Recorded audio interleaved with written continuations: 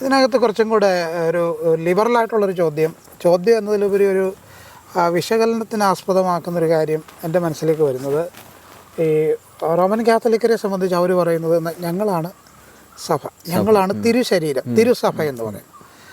പ്രൊട്ടസ്റ്റൻറ്റുകാർ അങ്ങനെ ഒരു അഭിപ്രായം പറയുന്നില്ല. പ്രൊട്ടസ്റ്റൻറ്റുകാർ പറയുന്നത് ക്രിസ്തുവിൻ്റെ ശരീരമായ സഭ പ്രപഞ്ചത്തിൻ്റെ 5 വൻകരകളിലും അവിടെ ആയിട്ട് ഉണ്ട്. ഈ ഒരു 2 കാഴ്ചപ്പാടുകളെ നമുക്ക് എങ്ങനെ കാണാൻ കഴിയും? ആർസിക്കാർ പറയുന്നതാണോ അത് ശരിയാണെന്ന് പറയാൻ പറ്റുമോ, അതോ ഇപ്പുറത്ത് പറയുന്ന ഈ ന്യായങ്ങളാണോ ശരി? അതിൻ്റെ അകത്ത് നമ്മളൊരു സഭാചരിത്രപരമായിട്ട് ആ ഒരു വിഷയത്തെ ഒന്ന് വിചിന്തനം ചെയ്താലേ നമുക്ക് കാണാനായിട്ട് സാധിക്കും. 2ാം വത്തിക്കാൻ കൗൺസിലിന് ശേഷം, 2nd വത്തിക്കാൻ കൗൺസിലിന് ശേഷം ഈ ഒരു നിലപാടിൽ കത്തോലിക്ക സഭ വലിയ ഒരു മാറ്റം ഉണ്ടാക്കിയിട്ടുണ്ട്. എല്ലാവരെയും ഉൾക്കൊള്ളുന്ന ഇൻക്ലൂസീവാണ് സഭയെന്ന് പറയുന്നത്, ഇൻക്ലൂസീവാണ്. അപ്പോൾ തന്നെ നമ്മുടെ വിശ്വാസം അല്ലെങ്കിൽ വിശ്വാസപരമായ കാര്യങ്ങൾ, ഉപദേശങ്ങൾ, അതിൻ്റെ അകത്തൊരു എക്സ്ക്ലൂസീവായിട്ടുള്ളൊരു മനോഭാവം എന്തായാലും ഉണ്ട്.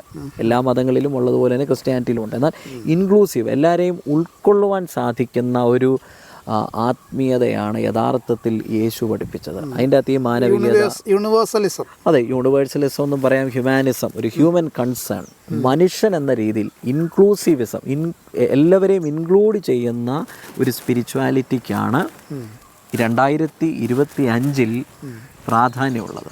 അല്ലാതെ എല്ലാവരെയും എക്സ്ക്ലൂഡ് ചെയ്യുന്ന, തങ്ങൾ മാത്രം മതി എന്ന് ചിന്തിച്ച് ഒരു ചെറിയ വീടുണ്ടാക്കി അതിൻ്റെ അകത്ത് ആത്മീയതയെ ഒതുക്കുന്ന ഒരു നിലപാട്, പരിമിതപ്പെടുത്തുന്ന ഒരു നിലപാട് ഒരിക്കലും ഈ കാലഘട്ടത്തിന് യോജിച്ചതല്ല. ഇൻക്ലൂസീവിസത്തിന് വലിയ പ്രാധാന്യമുണ്ട്. നമുക്ക് എല്ലാവരെയും ഉൾക്കൊള്ളാനായിട്ട് സാധിക്കണം. അതുമായിട്ട് ബന്ധപ്പെട്ട് ഹൗ വി അക്സെപ്റ്റ് അതേഴ്സ് എന്നൊരു ചോദ്യമുണ്ട്. ആക്ച്വലി നൗ ഡേയ്സ് നമ്മൾ അക്സെപ്റ്റ് ചെയ്യുന്നുണ്ട്.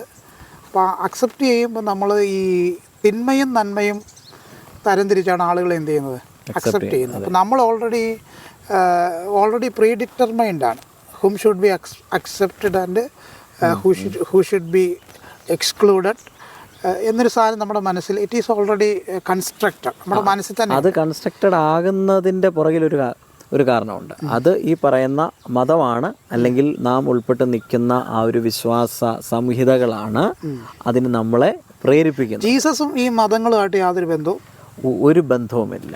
അതൊരു പ്രധാന കാര്യം. ഒരു ബന്ധവുമില്ല. മതാതീതനാണ് യേശു, മതത്തിനതീതനാണ്, ചരിത്രാതീതൻ, അതെ, മതത്തിനതീതനാണ്. അപ്പോൾ തന്നെ ഈ നമ്മൾ when we read gospels, Jesus accepted everyone. അവരുടെ മുഖം നോക്കാതെ, നിറം നോക്കാതെ, അവരുടെ സോഷ്യൽ സ്റ്റാറ്റസ് നോക്കാതെ, നേരത്തെ പറഞ്ഞുകൊണ്ട് സ്ത്രീകളാവട്ടെ, കുഞ്ഞുങ്ങളാവട്ടെ, വേശ്യകളാവട്ടെ, ചുങ്കക്കാരാവട്ടെ, അംഗവിഹീനരാവട്ടെ, കാഴ്ചയില്ലാത്തവരാവട്ടെ, കുഷ്ഠരോഗികളാവട്ടെ, everyone is having a space in the heart of Jesus Christ. ജീസസിൻ്റെ ഉള്ളിൽ എല്ലാവർക്കും ഒരു സ്പേസ് കൊടുക്കുക എന്ന് പറയുന്നത് വലിയ ഇമ്പോർട്ടൻ്റ് ആയ കാര്യമാണ്. അതിന് നമ്മുടെ വീട്ടിലാണെങ്കിലും സമൂഹത്തിലാണെങ്കിലും അവരവർക്ക് അർഹതപ്പെട്ട ഒരു സ്പേസ് കൊടുക്കുക. അതിന് യാതൊന്നും ഈ സ്പേസ് ജീസസിനെ സംബന്ധിച്ച് ജീസസിൻ്റെ മനസ്സിൽ സ്പേസ് ഉണ്ട്.